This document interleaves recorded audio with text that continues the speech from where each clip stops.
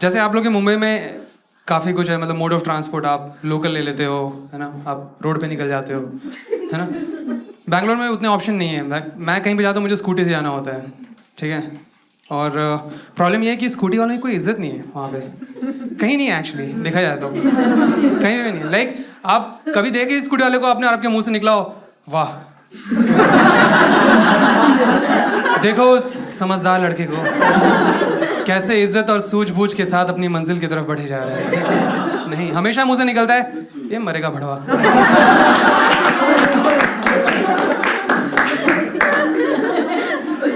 तो मुझे नहीं सुनना ना किसी के और के मुंह से कि मैं भड़वा हूं, है ना। और एक तो मैं स्कूटी लेके निकलता हूं ना, लोग मुझसे लिफ्ट मांगते भी नहीं है, छीन लेते हैं। ये हुआ मेरे साथ एक शो के बाद। मैं अपनी एक्टिवा पे बैठने जा रहा हूँ, इससे पहले कि मैं बैठूं एक अनजान लड़का दौड़ता हुआ आया और मेरे से पहले मेरी एक्टिवा पे बैठ गया और कह रहा, भैया मुझे आके ड्रॉप करो। और इतना confidently that I was like, अच्छा ओटीपी, सिर्फ कैश लूंगा मैं। फिर मुझे याद आया कि ये तो मेरी स्कूटी है। अब मैं जानता नहीं उस लड़के को, never met this guy before. होगा 18-19 साल का, एकदम पतला सा, एकदम टिकटॉक वाले बाल, देखे ना आपने, वो सर पे गेहूं के खेत उगे होते हैं, एकदम पतली पतली टांगे, उसके जीन्स और जूते के बीच में जो गैप है उसमें यहाँ 1 BHK का अपार्टमेंट बन जाता है। एकदम पतले, एकदम दोनों टांगों को उंगलियों में फंसा के आप चाउमीन खा सकते हो। एकदम पतला सा, एकदम टी शर्ट ऐसे कंधे पे लटकी हुई है, एकदम ऐसा लग रहा है टी शर्ट को हैंगर के साथ पहन के आ गया। हिम्मत देख रहे हो आप इसकी। मैंने कहा पुलिस आगे खड़ी है, पकड़ लेगी, 1000 रुपये लेगी। कहता है इट्स ओके भैया, मैं ना सर पे हुडी डाल लूंगा। मैंने कहा तो हुडी भी क्यों ही डाल रहे हैं, पुलिस के पास सीधे चलते हैं, उनको मुंह पे चूतिया बोल देते हैं। पुलिस को थोड़ी पता है हेलमेट और हुडी का फर्क, है ना। कपड़ा, स्टील, एक ही तो बात होती है। पुलिस की जीप का दरवाजा टूट जाए, वो लोग पर्दे लगवा लेते हैं।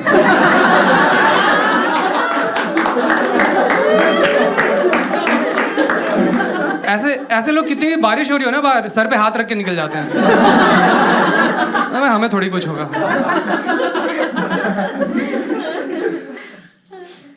मैंने कहा तेरा सर फट गया तो, तू गिर गया, एक्सीडेंट हो गया तो? कहते भैया पहले भी गिर चुका हूँ, हुडी पहनी थी, कुछ नहीं हुआ। मैंने कहा हुआ तो है।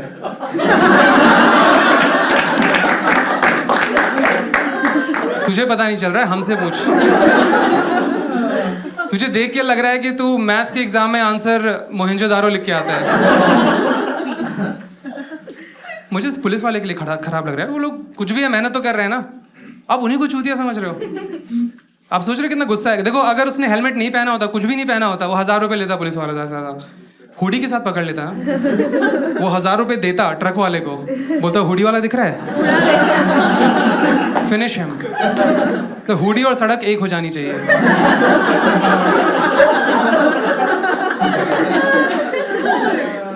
कालीन बना दो साले को।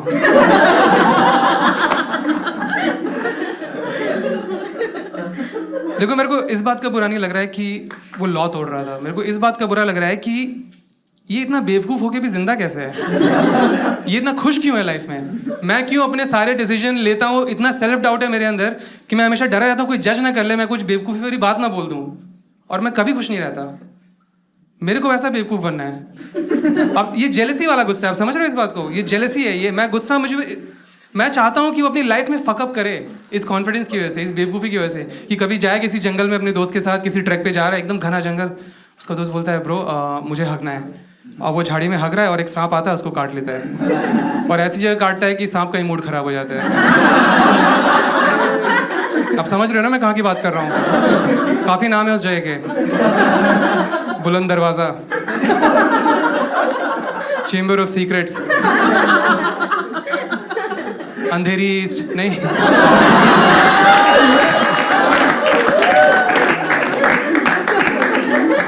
इसके लिए मैं मारा जा सकता हूँ। तो अब देखो एक नॉर्मल आदमी क्या करे, आपके दोस्त को सांप ने काट लिया, आप क्या करोगे, आप एम्बुलेंस बुलाओगे, हेल्प के लिए बुलाओगे, but because this guy is an idiot और इतना एरोगेंट है और उसको लगता है जिंदगी के सारे सोल्यूशन बॉलीवुड से आते हैं, इट्स लाइक वो जहर मैं निकालूंगा। मैं अब उसका दोस्त भी घबरा गया, नहीं नहीं रहने दे, मैं मर जाता हूँ, इट्स ओके, जी तो लिया ही मैं क्या करूँगा अब जिंदा रहे, नहीं मैं बचाऊंगा तुझे, लेटा रहे वैसे ही। सुनाओ, let's all picture this together, ठीक है। घना जंगल है, चिड़िया चहचहा रही है, झरने का पानी गिर रहा है, तितली उड़ रही है, और एक लड़का दूसरे लड़के की गांड से जहर निकाल रहा है। इमेजिन आप घड़े का पानी पी रहे हो मगर स्ट्रॉ से।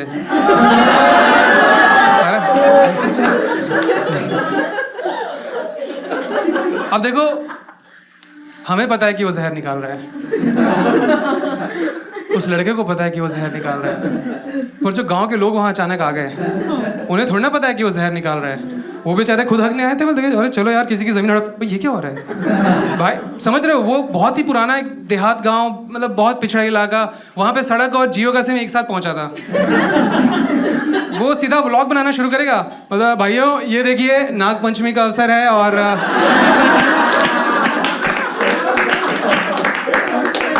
ये 2 लड़के हमारे क्षेत्र का कल्चर खराब कर रहे हैं यहाँ पे, अब हम इनको पत्थर से मारेंगे।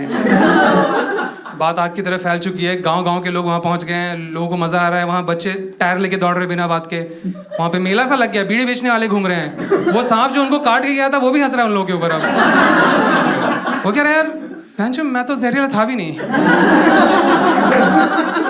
ये निकाल क्या रहा था।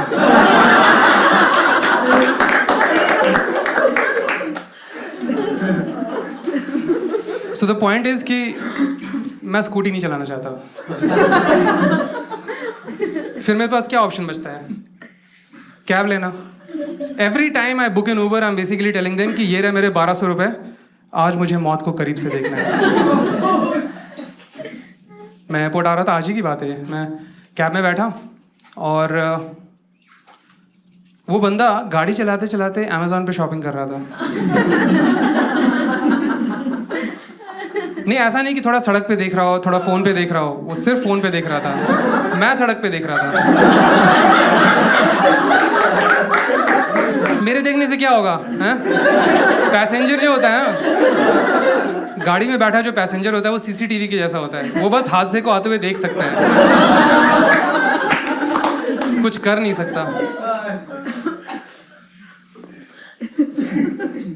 तो अब ड्राइवर फोन पे देख रहा है, मैं पीछे बैठा पैसेंजर सामने सड़क पे देख रहा हूँ, और एक आदमी बाहर चाय पी रहा है, मैं जाते हुए देख रहा है।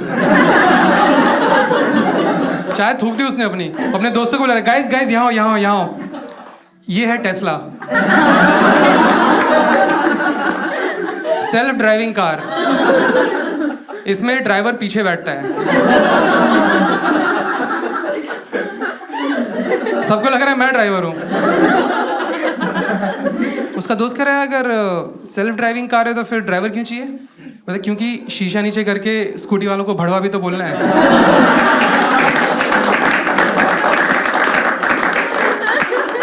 वो ये कार अपने आप थोड़ा ना करेगी। मुझे लगा खतरा टल चुका है, पर नहीं। फिर उसने अपना क्रेडिट कार्ड निकाला और उसके डिटेल्स फ़ोन में भरने लग गया। अब एक हाथ में क्रेडिट कार्ड है, एक हाथ में फ़ोन है। I mean, स्टीयरिंग व्हील तो उस वक्त मेरी माँ की दुआओं से ही चल रहा था। और तो 16 डिजिट होते हैं क्रेडिट कार्ड में, मैं बिस्तर पे लेट के गलत भर देता हूँ।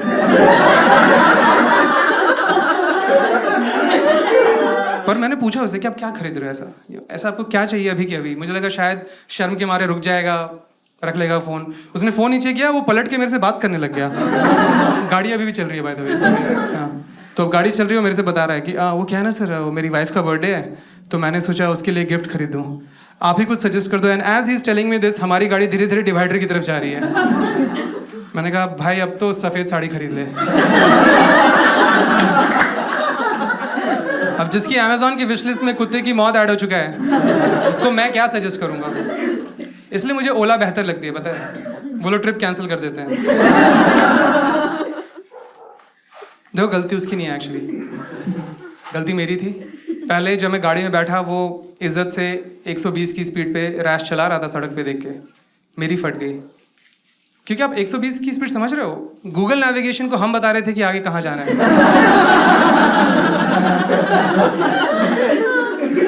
थोड़ी देर में तो गूगल की आवाज़ आ गई कि यार मैं यहीं उतर जाती हूँ, मैं उतर जाती हूँ, तुम लोग जाओ, मेरे को चक्कर आ रहा है।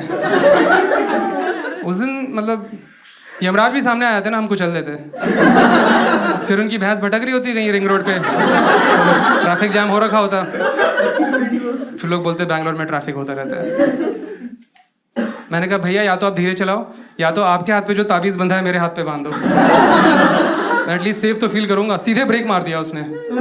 120 की स्पीड से हम 20 की स्पीड पे आ गए। आप समझ रहे हो? मतलब वो जर्क इतना तेज था, मैं इतना, मेरे नाक के टिप से रेडियो ऑन हो गया और उसमें भी मौत के गाने बज रहे हैं। मौत आनी है, आएगी एक दिन।